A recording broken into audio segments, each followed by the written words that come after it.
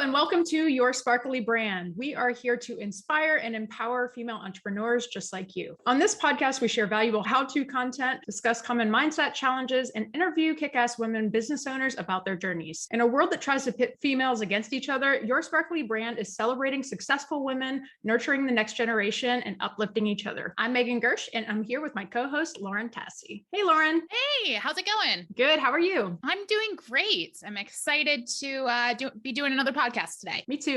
I'm really starting to look forward to this every week. I don't know about you, but it's just like a little tiny delight in the middle of my week. Yeah, it's just so different from everything else I do that it's so nice to take a break and talk to another person instead of writing by myself all day long. So yeah, totally. Yeah, I feel like we should do a podcast episode about how lonely being an entrepreneur can be. I feel like that would be a fun thing to talk about, but I totally get what you're saying. Yes, I'm writing in a note so we add this to our list. Anyway, so what's your sparkly moment? So I can't super talk about it yet, but I am, by the time that this podcast airs, it will probably already have happened. But I did get an email from this week from a brand that I really, really, really wanted to work with. And we had a meeting earlier this week and it went super well. I'm so excited for this opportunity. I can't announce it just yet, but yeah, it's just a very, very sparkly moment in my week for sure. Oh, well, I can't wait until we can tell everybody what it is because that sounds awesome. Yeah, for sure. How about you? So,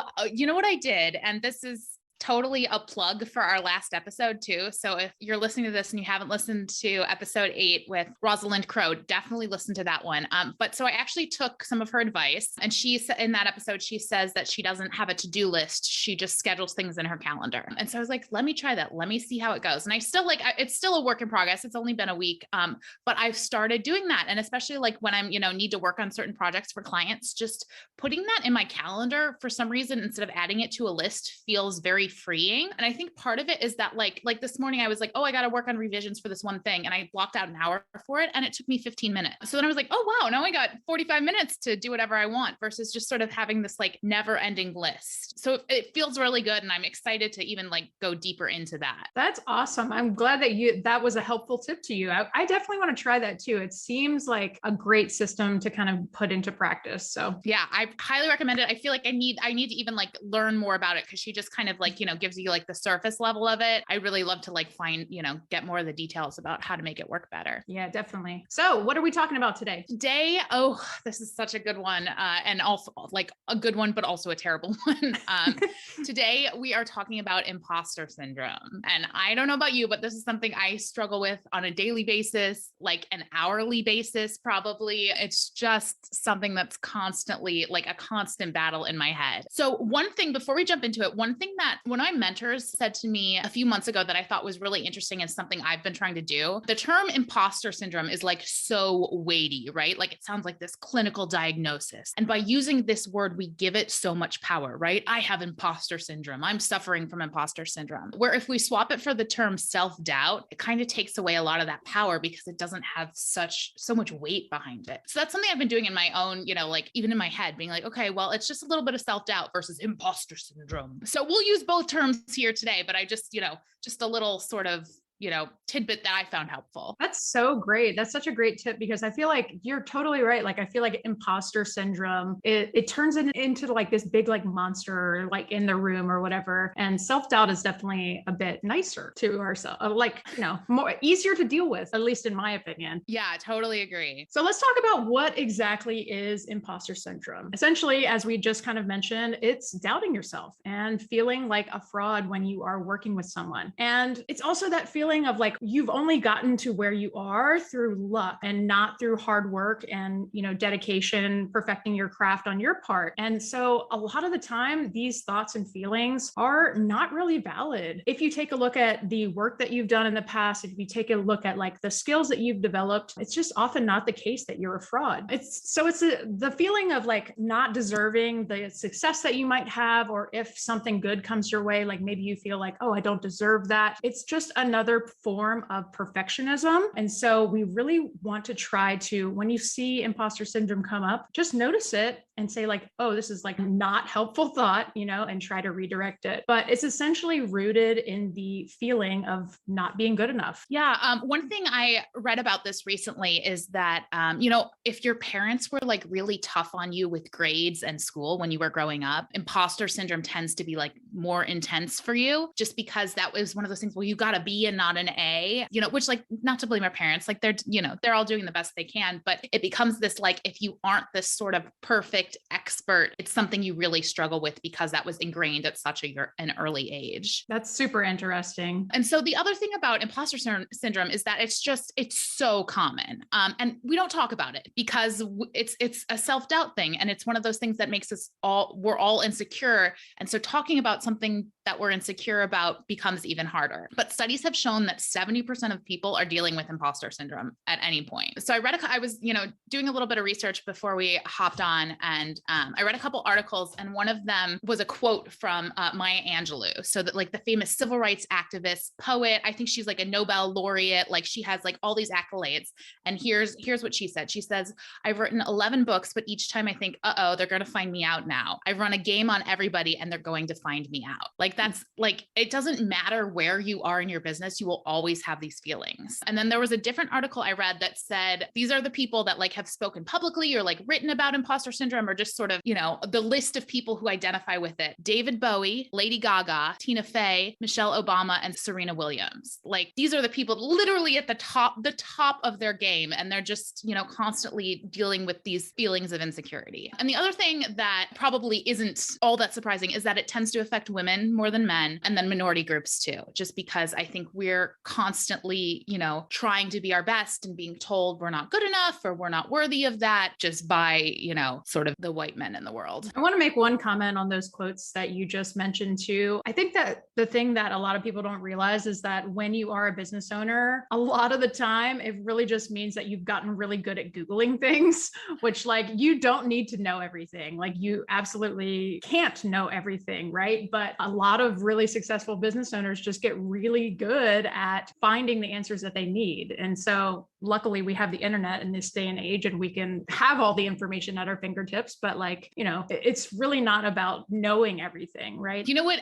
There was actually something else that I read that I found very interesting. Basically, if you read a book on a topic, right, like copywriting or, something, if you read one book on a subject, you already know more than 95% of the people in the world. So, like, just having that little bit of information may not make you an expert by the definition of what an expert is, but you can still help people. You still have valuable skills that you can offer just with a little bit of knowledge. Yeah, for sure. And imposter syndrome is a sign that you are growing. I mean, if you are pushing yourself outside of your comfort zone, you're obviously doing something that is pushing yourself. It's very common to have self-doubt in those times. When we really think about like imposter syndrome, actual people that are imposters don't really have this sense. So the fact that like you're even facing imposter syndrome is a sign that you are not trying to con someone. It's actually a sign that you are becoming a bit of an authority in your field. And if you've ever felt it, it means that you're growing. Like, it means that you're pushing yourself. You're still continually learning. And so it's a good thing. I've read about this in the past, but like, the thing about imposter syndrome is that the bigger that your business gets, the more success that you have, the more likely that you are to experience imposter syndrome, which is like kind of a strange, weird thing. Like you were just saying, with all of these kind of top performers, famous people, all of these things, it just never goes away. The thing about it is like, you have to learn how to notice it and how to kind of correct it. Yeah. And that takes us to our next point, which is the ways that imposter syndrome can show up in your business. Because sometimes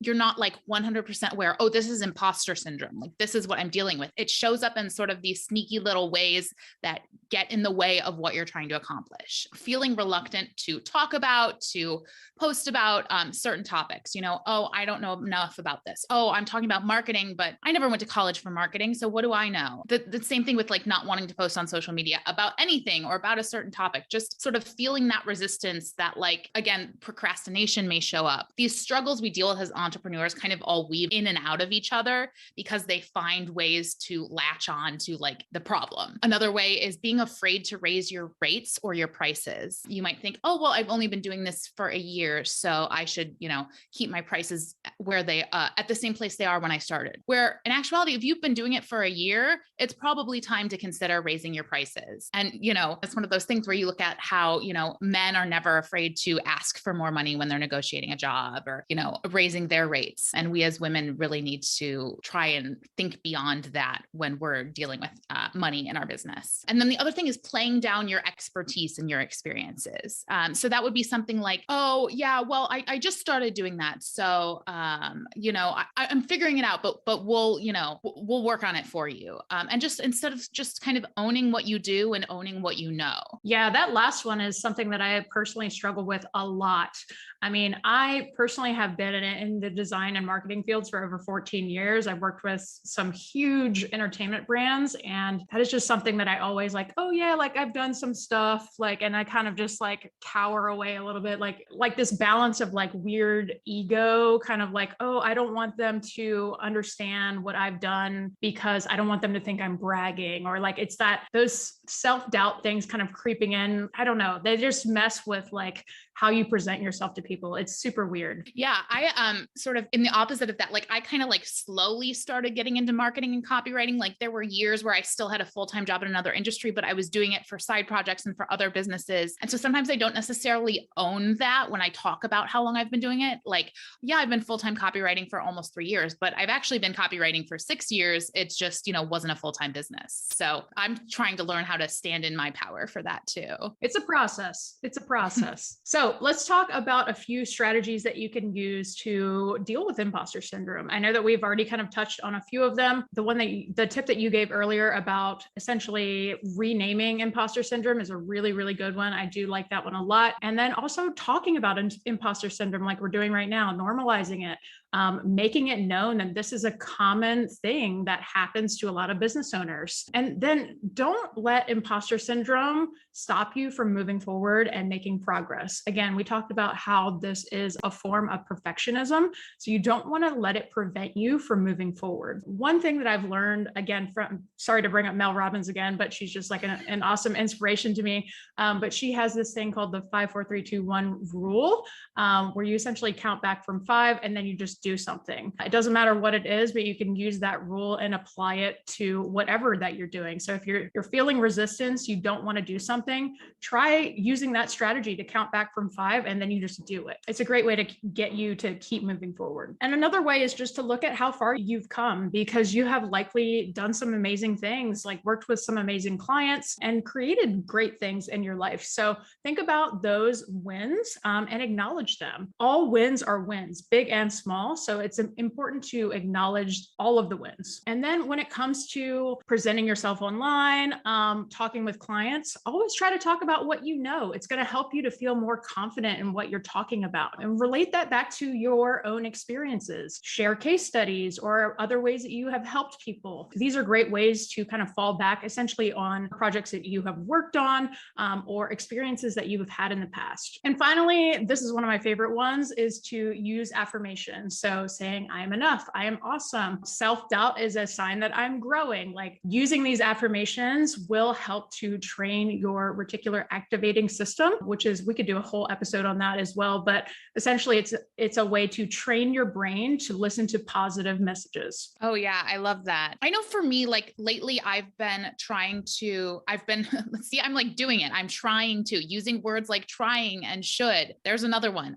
So I'm moving towards offering strategy in my business beyond just copywriting services, and specifically around like launching for coaches and course creators. And so that's something that I don't have a ton of experience doing purely strategy, but that doesn't mean that I haven't guided my clients as I've written their copy for them and gotten on strategy calls and advised them, here's something I would recommend you do. Here's something I would recommend you don't do. And so when it comes to, me talking about that on a call with a possible client, talking about it on social media or in an email or something, relating back to what has worked in the past helps me sort of get over that, I don't know what I'm talking about feeling, just because it goes, well, this worked for this person and they made, 87% more than they did the last time or whatever the numbers are. So that's just like an example of how that is working for me today in my business. Well, that's all we've got for today. Remember, imposter syndrome is something most entrepreneurs deal with on a daily basis. So let's find ways to talk about it more so we can take away its power. The next time you're feeling resistance around putting yourself out there, acknowledge the feeling of self-doubt and do that thing anyway. Is there a topic that you would like us to cover in an upcoming episode? Or are you a business owner who would like to join us on the podcast? Send us an email at hello@yoursparklybrand and let us know. Thank you so much for listening. And until next time, stay sparkly.